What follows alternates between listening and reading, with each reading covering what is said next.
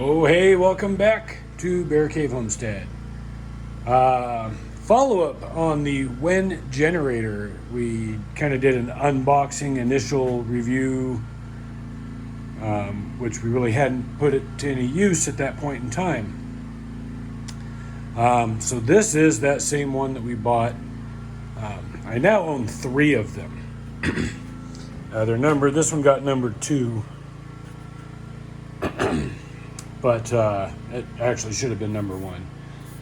Kind of a little update on them and some maintenance things that we're doing and other stuff. If you listen in the background, you can hear a generator running, and that is another one of these. I had it running because I was doing maintenance on this and wanted to run the air compressor. Which I'm going to turn it off so it doesn't kick on us. So they're, and I'm going to cover the other generators too. They're fairly quiet. It's not obnoxiously loud by any means, which is pretty nice. That one that's running is sitting right on the other side of that wall. And it's over there because we got baby chicks and we're running a heat lamp for them when it's cold. So, in any case, we had bought this originally to run like power tools off of. At the time, that was a table saw and or a miter saw. That's kind of all that we had. That's still the case. It does run those tools very well. Also, the larger 20-gallon air compressor is just fine on it. Drill press would actually be more than adequate for that. I've run some power sanders and stuff, shop vac, fans, and it's got plenty of power to do most things except for welding. So, all in all, these have been good. They're pretty easy to work on design. And here's what we do. The most consistent use, you'll see the third one sitting over there, and that's our trailer. And that means that generator gets run at some point in time every day. Tia's trailer, one of these is for her trailer. She might use it for a couple hours a week. Maybe even up to 10 hours in a week, just not very often. So that's kind of the least use. The most use, and over here at the shop is kind of in between the two. It may get used more sometimes than others, but the most consistent use is there. So what we have is 3 of them to rotate.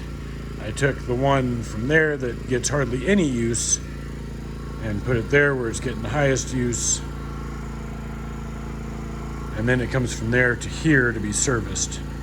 The freshly serviced one, so that one's going to get left here for the shop.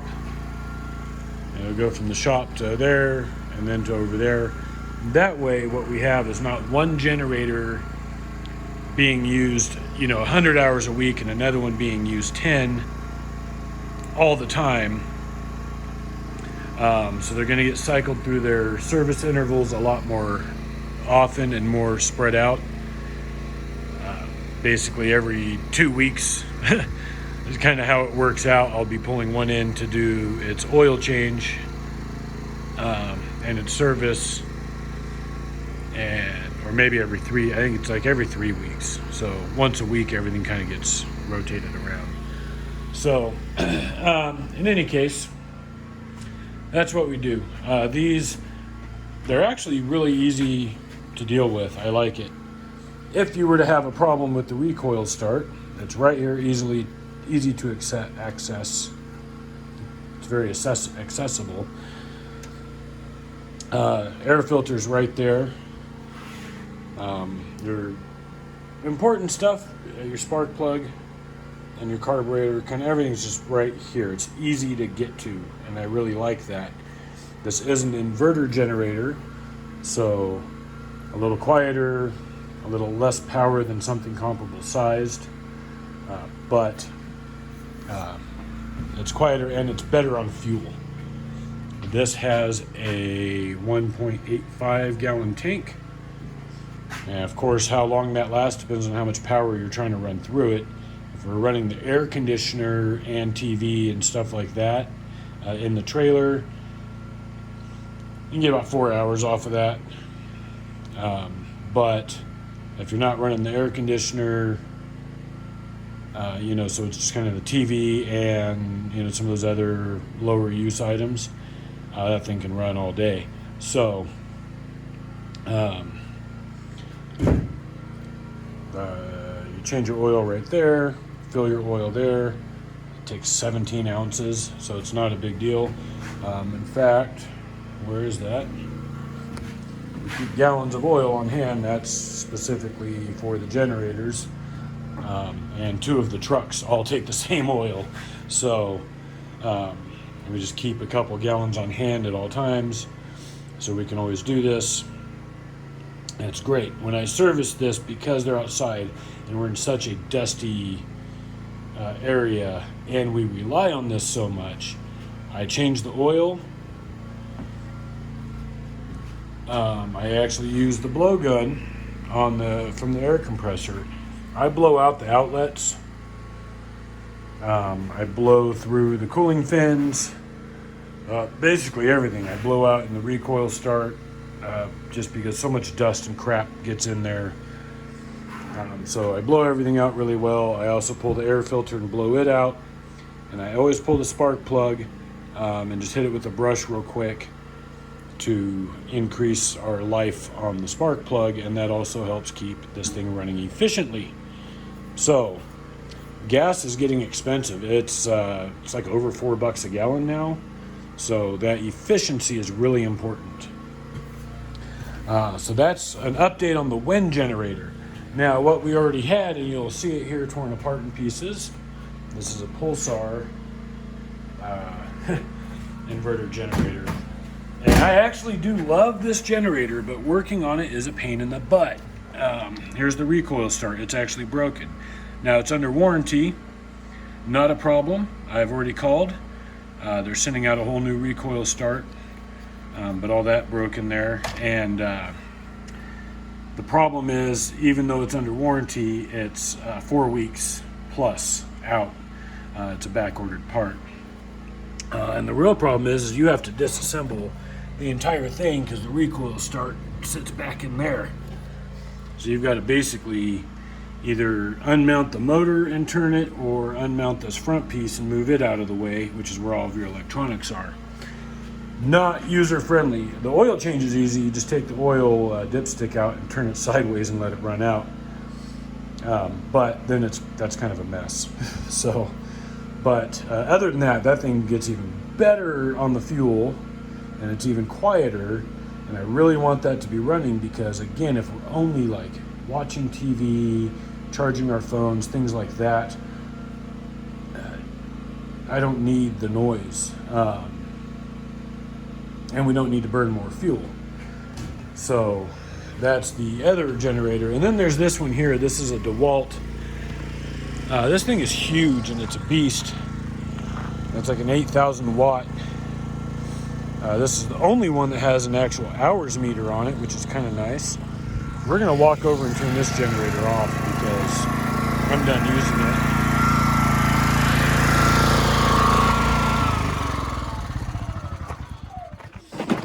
So anyway, that generator there we've had for a couple of months.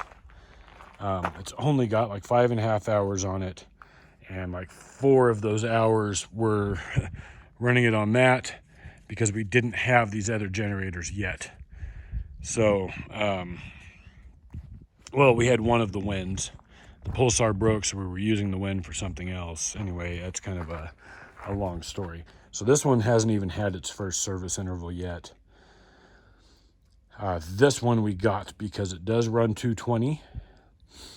I do have a 110 little wire feed welder. If I get a bigger welder, I'll be able to run that.